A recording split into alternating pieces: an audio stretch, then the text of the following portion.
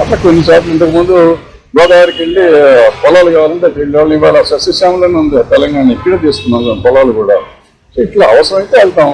ఏమో మీలాంటి గొప్ప వాళ్ళు ఎవరన్నా సముద్రాన్ని ఇక్కడ తెస్తే సముద్రం కూడా ఇక్కడ తెస్తాం.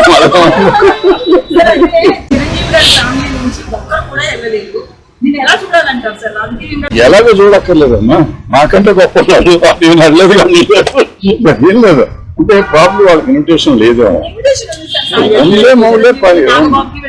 ఉందేమో వాళ్ళకు ఉండే పనులు వాళ్ళకి ఉంటుండొచ్చు కదా. ఇప్పుడు పిలిచిన వాళ్ళంతా కంపల్సరీగా వెళ్ళాలని రూల్ లేదు, ఇక పిలవని వాళ్ళు కూడా పిలవకుండా వెళ్ళాలని రూల్ లేదు, పిలవకుండా కూడా కొంతమంది వెళ్ళి ఉంటారు. అట్లా అది లేదు ఇది లేదు.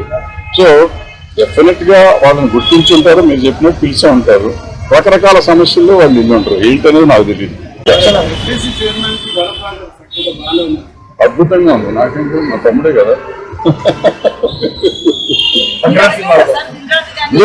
ఎవరైనా నాకు ఇండస్ట్రీలో ఉన్న వాళ్ళు అందరూ, ఇప్పుడు మేము ఎప్పుడు వచ్చాము, మా ఎన్టీ రామారావు నాగేశ్వరరావుతో చూసాను, నాన్నగారికి సోమన్ బాబు అందరూ తీసారు, నేను కృష్ణ గారికి నాన్న చూశాను.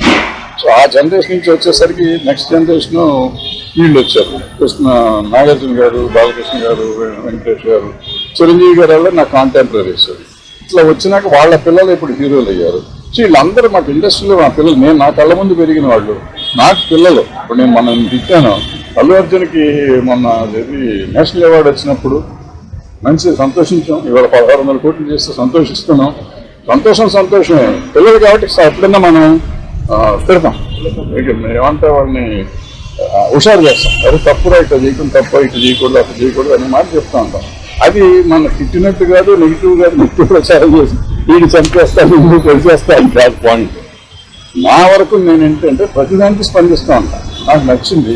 ఇప్పుడు నిజంగా చెప్పాలంటే ఫోన్ చేసి చెప్పొచ్చు కదా, మీరు అడగొచ్చాను.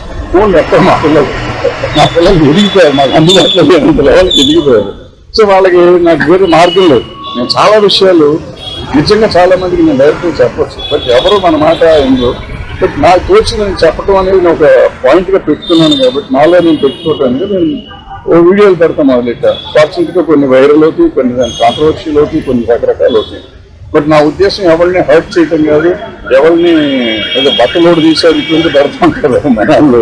నేను అటువంటిది ఎవరిని ఏం చేద్దాం అనుకోను. నేను చెప్పేది ఏంటంటే మన పిల్లలు మన జాగ్రత్తగా ఉండాలి, మనం ఇట్లా ఉంటే బాగుంటుంది. ఎందుకంటే వీళ్ళు ఎదిగిపోయినాక కొన్ని మాటలు వినని పరిస్థితులు, కొన్ని కోటరీలు చేరి వాళ్ళు చెడగొట్టే వాళ్ళు ఉంటారు. వాళ్ళ మాటలు వినకండి బాబు, మీరు పెద్దవాళ్ళ మాటలు కొన్నిటికి వినండి, కొన్నిటికి వాళ్ళే కావాలి. కొన్ని పనులు చేయాలంటే మా వాళ్ళు వెనకున్నలు కావాలి, కొన్ని పనులు చేయాలంటే పెద్దవాళ్ళ మాటలు వినాలి అనేది నా పాయింట్. దానికి ప్రయత్నం చేస్తూ ఉంటాను.